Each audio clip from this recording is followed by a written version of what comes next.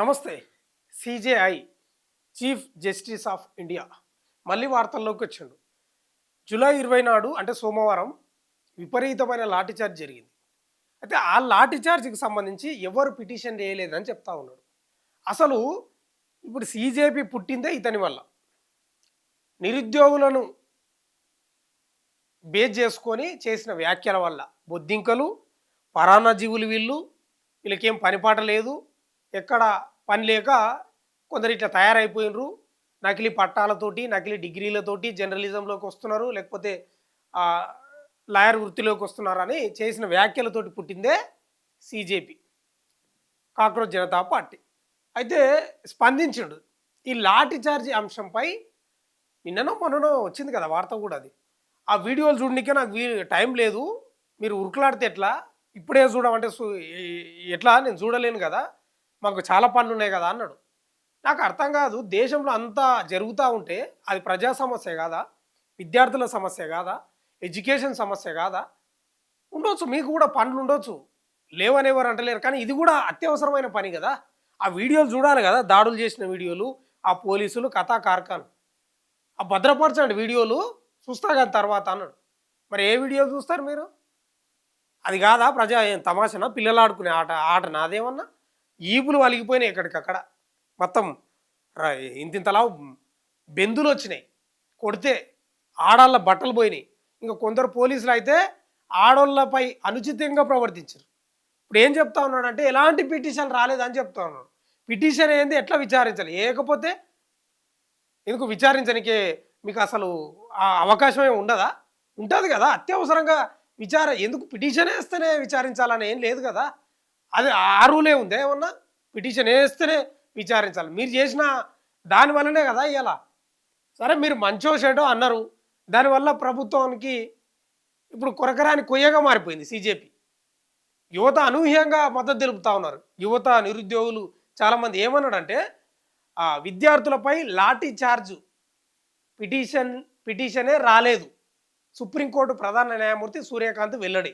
మళ్ళీ నేను ఇక్కడ వార్త చూసిన, నేను విద్యార్థులను, యువతను, నిరుద్యోగులను అనలేదు, నా మాటలు వక్రీకరించండి అని చెప్తున్నాడు. అంటే రాజకీయ స్టేట్మెంట్ ఇస్తున్నాడు. రాజకీయ నాయకులు కూడా అదే అంటారు కదా, అంటారు బరాబర్ అంటారు. అది పేపర్లనో లేకపోతే ఎక్కడనో ప్రచురితమైంది అనుకో, నా మాటలు వక్రీకరించండి అని చెప్తాడు. ఈయన కూడా రాజకీయ స్టేట్మెంట్లు చేస్తున్నాడు.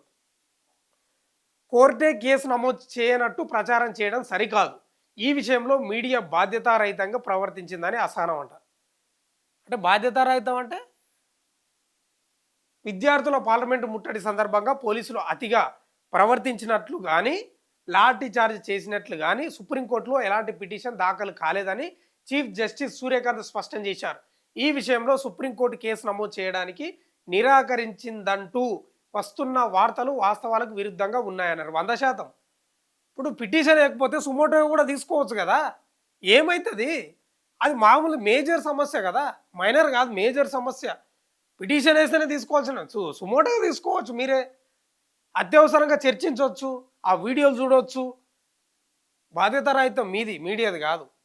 సుప్రీంకోర్టు చీఫ్ జస్టిస్ది బాధ్యతారహితం. అప్పుడు మీరు బాధ్యత లేకుండా మాట్లాడినట్లే అనిపించింది ఆ మాటలు, ఇప్పుడు కూడా బాధ్యత లేకుండానే మాట్లాడుతున్నారు.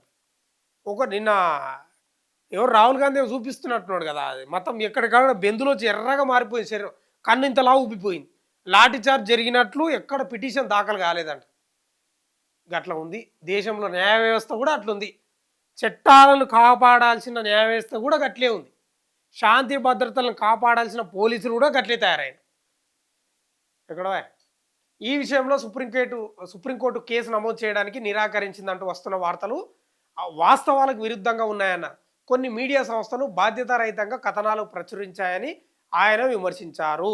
అసలు మీడియానే లేకపోతే, నిజంగా చెప్తున్నా కదా, ఆ విద్యార్థుల పక్షాన మీడియానే చూపించకపోతే ఈ పరిస్థితి ఎట్లా ఉంటుండే? ఇంకా సంపిన కూడా దిక్కు లేదు, అంతే కదా. ఇలా అంతా ఎట్టుంది, గోధి మీడియా అని నడుస్తూ ఉంది కదా, గోధి మీడియా అని అంతా మోడీకి బాగా ఊదే మీడియాలు. వాళ్ళకు ఏం జరిగినా అదే, ఇంకా మోడీదే కరెక్ట్. మోడీ తప్పు చేయని, రైటు చేయని, ఇంకేమైనా చేయని మోడీ కరెక్ట్. ఏదైనా పిల్లలు చచ్చిపోయినా సరే మోడీదే కరెక్ట్, విద్యాశాఖ మంత్రిదే కరెక్ట్. అట్లా తయారైంది. శుక్రవారం అత్యవసర పిటిషన్పై విచారణ సందర్భంగా జస్టిస్ జోయ్ మాల్యా బాగ్చి ఆ జస్టిస్ వి మోహన్తో కూడిన బెంచ్ ముందు చీఫ్ జస్టిస్ ఈ వ్యాఖ్యలు చేసిండట. పార్లమెంటు ముట్టడి రోజు నుంచి ఇప్పటి వరకు పరిశీలించాను. సుప్రీంకోర్టులో ఒక్క పిటిషన్ కూడా దాఖలు కాలేదు. కాకపోతే సుమోటోగా తీసుకొని ఉన్నావు ఏమవుతుండే, ఒక లాయర్ నుంచి కేవలం రిప్ర రిప్రజెంటేషన్ మాత్రమే వచ్చింది. దానిని రిట్ పిటిషన్గా ఎలా పరిగణిస్తాం? ఈ మాత్రానికి కోర్టే కేసు నమోదు చేయలేదని బాధ్యతారహితంగా ప్రచారం చేస్తున్నారని జస్టిస్ సూర్యకాంత్ పేర్కొన్నాడు. ఇంకా విచారణ వీడియోలు సోషల్ మీడియాలో వద్దంట. ఎందుకు? కోర్టు విచారణలకు సంబంధించిన ఆడియో వీడియో రికార్డులను ముందస్తు అనుమతి లేకుండా సోషల్ మీడియాలో పోస్ట్ చేయడంపై సుప్రీంకోర్టు తాత్కాలిక నిషేధం విధించింది. వాటిని ఇతర డిజిటల్ వేదికల్లో పోస్ట్ చేయడం, షేర్ చేయడం, వాటితో ఆదాయం పొందడాన్ని బ్యాన్ చేస్తూ ఉత్తర్వులు ఇచ్చింది. విచారణల లైవ్ స్ట్రీమింగ్, వీడియోల షేరింగ్ను కంట్రోల్ చేయాలని కోరుతూ దాఖలైన పిల్పై విచారణలో సిజేఐ జస్టిస్ సూర్యకాంత్ నేతృత్వంలోని బెంచ్ శుక్రవారం ఈ ఆదేశాలు జారీ చేసింది.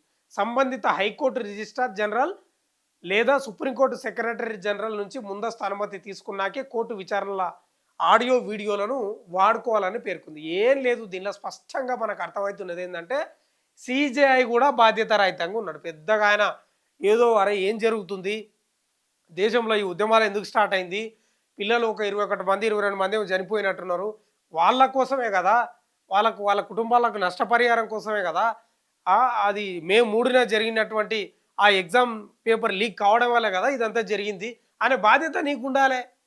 పిటిషన్ దాఖలు కాలేదు, కోర్టు కేసు నమోదు చేయలేదు, అసలు విచారణకు తీసుకోలేదు అనే తప్పుడు వార్తలు రాస్తున్నారని మళ్ళీ మీనంగా మాట్లాడుతూ ఉన్నారు. సుమోటోగా తీసుకునే అవకాశాలు ఉండవా? ఉంటాయి కదా, అత్యవసరంగా విచారించవచ్చు, ఏముంది. ఇప్పుడు ఆ వీడియోలు చూడండి సార్ ఇవి అంటే మాకు టైం లేదని చెప్పిండు మొన్న. మరి ఏ వీడియోలు చూస్తారో ఏందో నాకు అర్థమైంది. చచ్చిపోతున్నారండి ఆడ, పిల్లలు చచ్చిపోతున్నారు, దేశ పౌరులు చచ్చిపోతున్నారు, విద్యార్థులు చనిపోతున్నారు, యువత చనిపోతున్నారు. సుప్రీంకోర్టు కాపాడాలి కదా, దేశంలో ఏం జరుగుతుంది, లాఠీచార్జ్ ఏంది, మీరు ఆపితే ఆగుతాయి. మీరు బాధ్యతారహితమని చెప్తా ఉన్నారు మీడియా. ఇవాళ సోషల్ మీడియాలో నువ్వు ఏం జరిగినా బయటకు వస్తూ ఉంది, కళ్ళకు కనిపిస్తలేవా? మీరు విచారణకు సుమోటోగా తీసుకునే అవకాశం ఉంటుంది కదా, తీసుకోవచ్చు కదా. 100% మీకు బాధ్యతారహితం 100% కనిపిస్తుంది. మళ్ళీ ఆయన సమర్థించుకుంటున్నాడు. ఏందో మరి ఈయన పరిస్థితి అయితే బాగాలేదు. ఈయన విద్యార్థుల పక్షాన నిజంగా అన్యాయానికి గురైన వాళ్ళ పక్షాన నిలబడతలేడు సిజేఐ. ఆయన వ్యాఖ్యలు ఆయన కథ చూస్తుంటే అట్లే ఉంది. ఏదేమైనా మళ్ళా నెగిటివ్గానే మాట్లాడినట్లు కనిపిస్తూ ఉంది. దేశంలో సుప్రీంకోర్టు అంటే ఇక మన దేశంలో న్యాయ వ్యవస్థను కాపాడాల్సిన వాళ్ళు, చట్టాలను గౌరవించి కాపాడాల్సిన వాళ్ళు, ఇక వీళ్ళు ఇట్లా మాట్లాడుతున్నారు అంటే మీరే అర్థం చేసుకోవాలి ఇక ఎట్లా ఉంది మన వ్యవస్థ అనేది. చూస్తూనే ఉండండి మన తొలి వెలుగు.